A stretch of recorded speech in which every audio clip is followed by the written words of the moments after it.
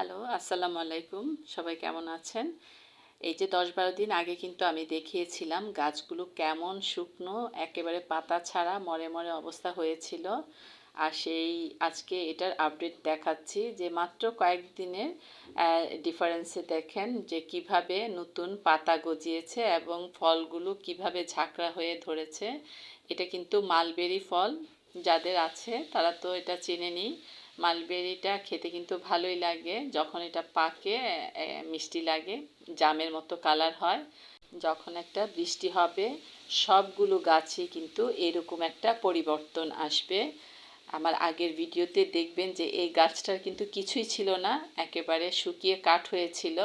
মাত্র কয়েকদিনের ডিফারেন্সে কত ফল এসছে এবং পাতাগুলো কচি কচি সবুজ। পাতা থেকে কিন্তু ফলের অংশটা বেশি, অনেকগুলো ফল ধরেছে, একেবারে গোড়া থেকে কিন্তু ফল এসছে। আর এই মালবেরি ফল কিন্তু খুবই পুষ্টিকর, প্রচুর ফল। আর এগুলি যখন বড় হবে পাকবে তখন কিন্তু দেখতে আরও অনেক সুন্দর লাগবে।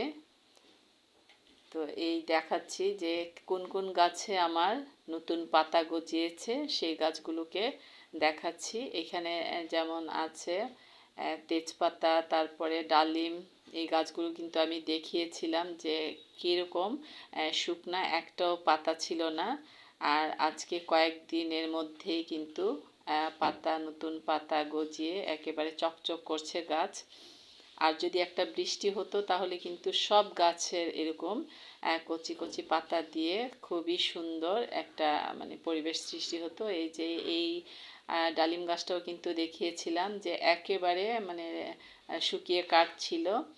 আর এই যে কচি পাতাগুলো যখন গাছে হয় তখন কিন্তু দেখতে খুবই ভালো লাগে। সবুজ না, ঠিক একেবারে কচি কলা পাতা রং ধারণ করে প্রথমে, তারপর আস্তে আস্তে এটা সবুজ হয়। এই যে তেজপাতা গাছেও কিন্তু নতুন পাতা গজিয়ে গাছটা কিন্তু একেবারে ভরে গেছে। তো এরকম যখন বাগানটার পরিবর্তন হতে থাকে তখন কিন্তু খুবই ভালো লাগে দেখতে। একদিকে তো এখন এই পাতা ঝরার সময়, সব গাছ একেবারে কেমন হয়ে আছে, দেখলে কিন্তু মনটা খুবই খারাপ হয়ে যায়। এই যে লেবু গাছেও কিন্তু একটাও পাতা নেই, নতুন পাতা পড়ছে, কিন্তু লেবু গাছটাতে একটু ভাইরাসে আক্রান্ত হয়েছে। এখনই আমি এটাতে বিষ স্প্রে করে দিব।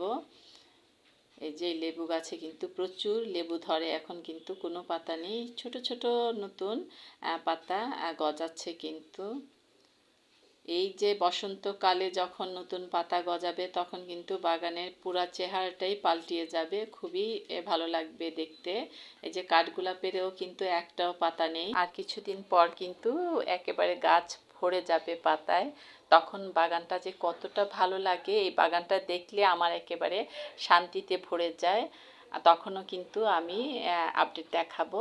এই যে এখানে কিন্তু কচি পাতা গজানো শুরু হয়েছে, আর পাতাগুলি দেখতে কিন্তু খুবই সুন্দর দেখায়, লাল টুকটুকে। পাতাগুলো সবগুলো ঝরে গিয়েছিল, এখন আবার কচি পাতা মেলছে। তো এইভাবে কিন্তু বসন্তকালে নতুন পাতা গজিয়ে বাগান বা বাহিরের গাছপালা, পরিবেশ সব কিছু চেঞ্জ করে দেয়। এখানে বাগান বিলাসেরও কিন্তু পাতা ছাড়া শুধু ফুল আর ফুল। এই হলুদ বাগান বিলাসটাও কিন্তু আমি গ্রাফটিং করেছি। আর নিজের গ্রাফটিং করা গাছে যখন ফুল আসে তখন দেখতে কিন্তু খুবই ভালো লাগে। নিচের পোর্শনটাতেও কিন্তু কোনো পাতা নেই গাছে, গাছগুলো খুবই বিশ্রী অবস্থায় আছে। যেই গাছগুলোতে নতুন পাতা হয়েছে সেগুলিই আমি দেখাচ্ছি, কারণ ওইগুলো দেখালে আমারই নিজের মন খারাপ লাগে যে গাছের কি অবস্থা। তাই কিছুদিন পর আমি আবার লাইভে এসে দেখাবো যে বসন্তকাল শুরু হতে হতেই কিন্তু সব গাছগুলোর পরিবর্তন শুরু হয়েছে।